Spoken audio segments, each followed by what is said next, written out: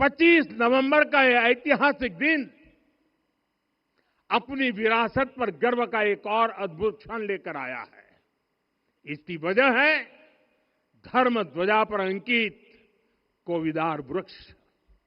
ये कोविदार वृक्ष इस बात का उदाहरण है कि जब हम अपनी जड़ों से कट जाते हैं तो हमारा वैभव इतिहास के पन्नों में दब जाता है।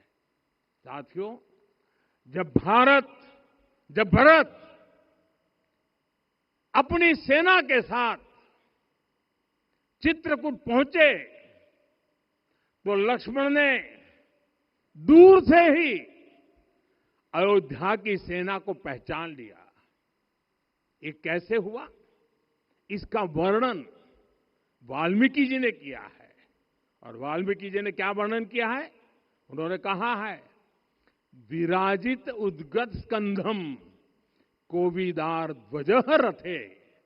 लक्ष्मण कहते हैं, राम, सामने जो तेजस्वी प्रकाश में विशाल वृक्ष जैसा ध्वज दिखाई दे रहा है, वही अयोध्या की सेना का ध्वज है। उस पर कोविदार का शुभ चिन्ह अंकित है। साथियों, आज जब राम मंदिर के प्रांगण में कोविदार फिर से प्रतिष्ठित हो रहा है, यह केवल एक वृक्ष की वापसी नहीं है, यह हमारी स्मृति की वापसी है, हमारी अस्मिता का पुनर्जागरण है, हमारी स्वाभिमानी सभ्यता का पुनः उद्घोष है। कोविदार वृक्ष हमें याद दिलाता है कि जब हम अपनी पहचान भूलते हैं तो हम स्वयं को खो देते हैं, और जब पहचान लौटती है तो राष्ट्र का आत्मविश्वास भी लौट आता है। और इसलिए मैं कहता हूं, देश को आगे बढ़ना है तो अपनी विरासत पर गर्व करना होगा। साथियों, अपनी विरासत पर गर्व के साथ साथ एक और बात भी महत्वपूर्ण है, और वो है गुलामी की मानसिकता से पूरी तरह मुक्ति। आज से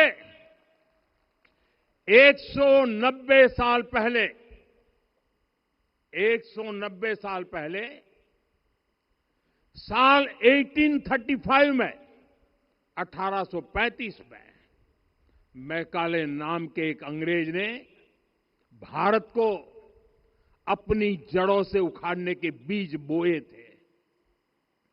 मैकाले ने भारत में मानसिक गुलामी की नींव रखी थी। 10 साल बाद यानी 2035 में उस अपवित्र घटना को 200 वर्ष पूरे हो रहे हैं।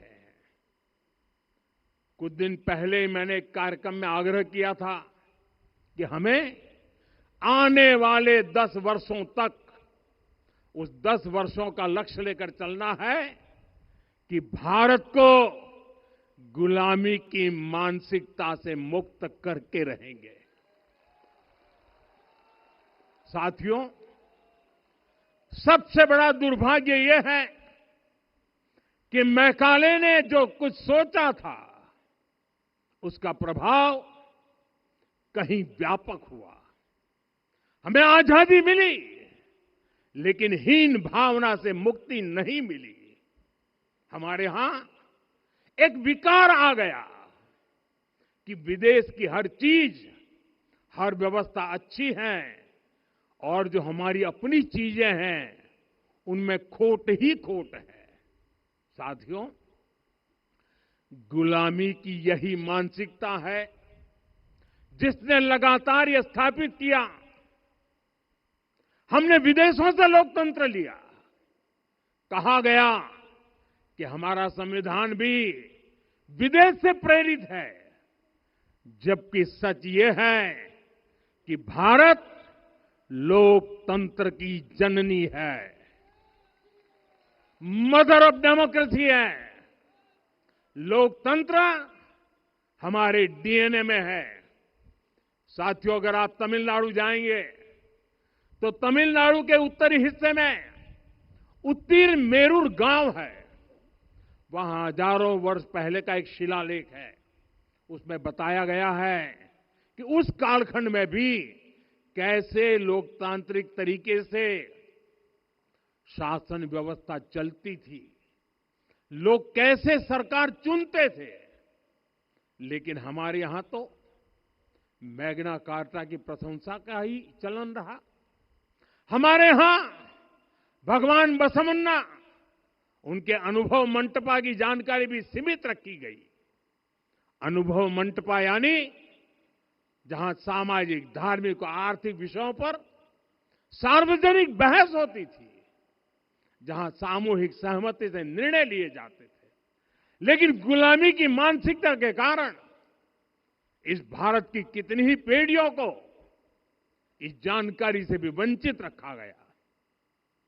साथियों, हमारी व्यवस्था के हर कोने में गुलामी की इस मानसिकता ने डेरा डाला हुआ था।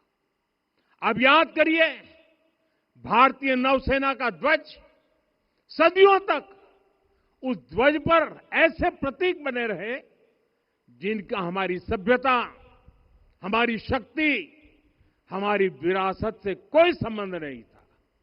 अब हमने नौसेना के ध्वज से गुलामी के हर प्रतीक को हटाया है।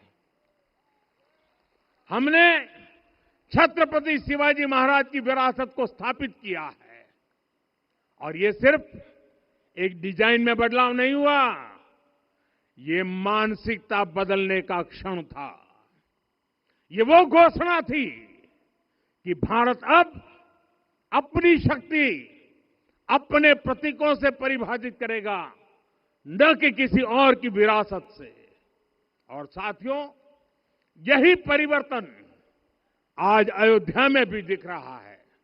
साथियों, ये गुलामी की मानसिकता ही है जिसने इतने वर्षों तक रामत्व को नकारा है। भगवान राम अपने आप में एक वैल्यू सिस्टम है। ओरछा के राजा राम से लेकर रामेश्वरम के भक्त राम तक और शबरी के प्रभु राम से लेकर मिथिला के पाहुन राम जी तक, भारत के हर घर में, हर भारतीय के मन में और भारतवर्ष के हर कण कण में राम है। लेकिन गुलामी की मानसिकता इतनी हावी हो गई कि प्रभु राम को भी काल्पनिक घोषित किया जाने लगा। साथियों, अगर हम ठान लें अगले 10 साल में मानसिक गुलामी से पूरी तरह मुक्ति पा लेंगे, और तब जाकर के ऐसी ज्वाला प्रज्वलित होगी, ऐसा आत्मविश्वास बढ़ेगा कि 2047 तक विकसित भारत का सपना पूरा होने से भारत को कोई रोक नहीं पाएगा। आने वाले 1000 वर्ष के लिए भारत की नींव तभी सशक्त होगी जब मैकाले की गुलामी के प्रोजेक्ट को हम अगले 10 साल में पूरी तरह ध्वस्त करके दिखा देंगे। साथियों, अयोध्या धाम में रामलला का मंदिर परिसर भव्य से भव्यतम हो रहा है और साथ ही अयोध्या को संवारने का काम लगातार जारी है। आज अयोध्या फिर से वह नगरी बन रही है जो दुनिया के लिए उदाहरण बनेगी। त्रेता युग की अयोध्या ने मानवता को नीति दी। 21वीं सदी की अयोध्या मानवता को विकास का नया मॉडल दे रही है। तब अयोध्या मर्यादा का केंद्र थी, अब अयोध्या विकसित भारत का मेरुदंड बनकर उभर रही है। साथियों, भविष्य की अयोध्या में पौराणिकता और नूतनता का संगम होगा। सरयू जी की अमृत धारा और विकास की धारा एक साथ बहेगी। यहां आध्यात्म और आर्टिफिशियल इंटेलिजेंस दोनों का तालमेल दिखेगा। राम पथ, भक्ति पथ और जन्मभूमि पथ से नई अयोध्या के दर्शन होते हैं। अयोध्या में भव्य एयरपोर्ट है। अयोध्या में आज शानदार रेलवे स्टेशन है। वंदे भारत और अमृत भारत एक्सप्रेस जैसी ट्रेनें अयोध्या को बाकी देश से जोड़ रही हैं। अयोध्या वासियों को सुविधाएं मिले, उनके जीवन में समृद्धि आए, इसके लिए निरंतर काम चल रहा है।